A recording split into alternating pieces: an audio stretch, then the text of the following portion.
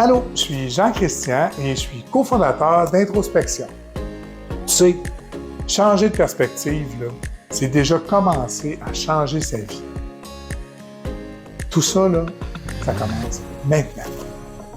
Aujourd'hui, je veux te parler de la justice. La justice, là, c'est l'idée que tout le monde devrait être traité de façon juste et équitable. Ça veut dire que personne ne devrait être au-dessus des autres et que les règles devraient s'appliquer pareil pour tout le monde. Dans la vraie vie, là, la justice passe souvent par le système légal, comme par exemple les lois, les tribunaux, les juges, les avocats. Quand quelqu'un brise une règle, on essaye de trouver une manière de réparer le tort, de protéger les autres. Puis des fois, on va donner des punitions, comme par exemple la prison.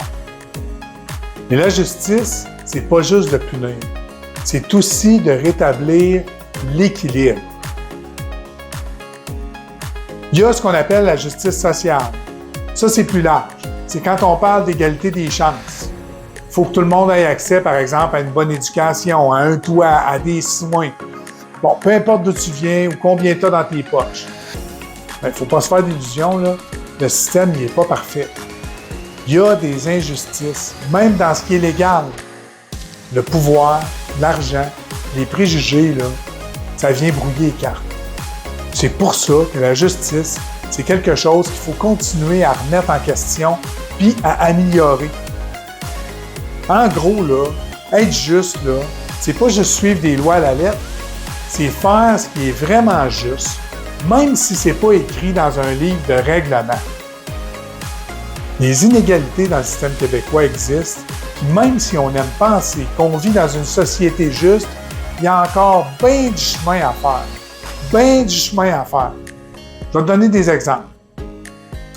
Les personnes autochtones là, sont surreprésentées dans les prisons. Pourtant, là, c'est une petite portion de la population.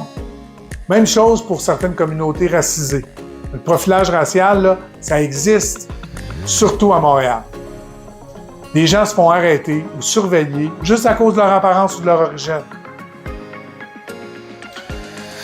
Avoir un avocat, aller en cours, défendre ses droits, ça coûte cher. Le système il est lent, il est complexe, puis ceux qui n'ont pas les moyens financiers se retrouvent souvent désavantagés. L'aide juridique, là, ça existe, mais ça ne couvre pas tout, puis c'est pas toujours facile d'y avoir accès. Il y a aussi le réseau public. L'accès aux services, là, ça varie beaucoup selon où tu vis. En région, il y a moins de ressources, il y a moins de spécialistes.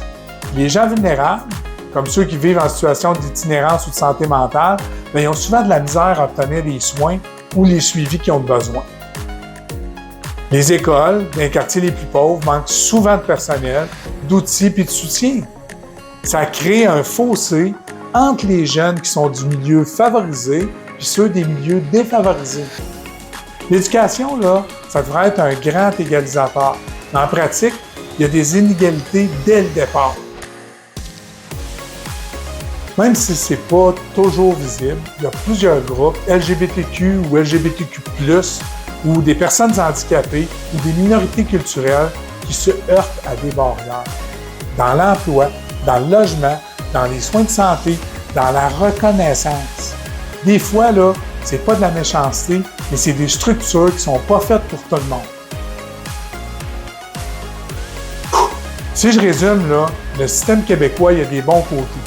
On a un filet social, des lois contre la discrimination, puis une volonté de faire mieux. Mais l'égalité sur papier, là, c'est pas l'égalité dans la vraie vie. Pour que ça change, il faut écouter les voix de ceux qui vivent dans les inégalités. Puis surtout, passer à l'action.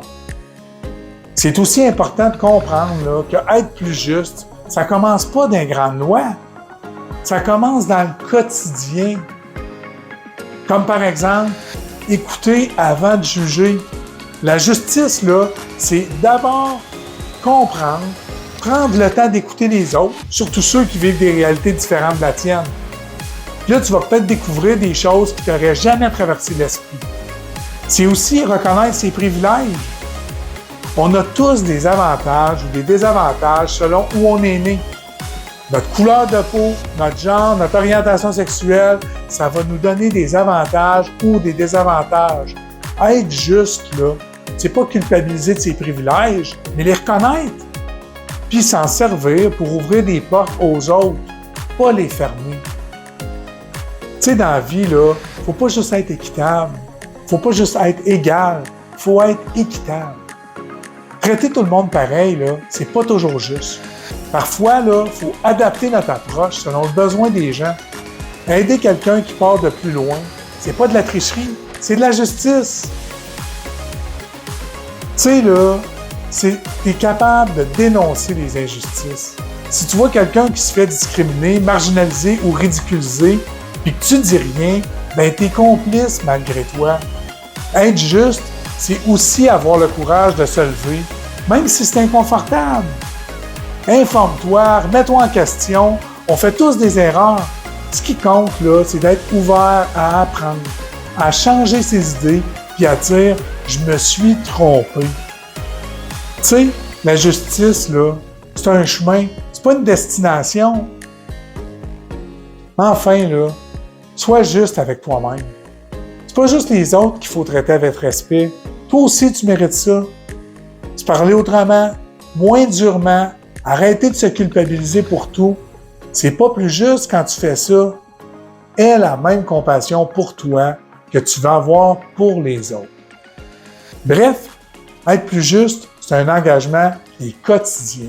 C'est pas toujours spectaculaire, mais dans tes petites actions, tu peux être plus juste.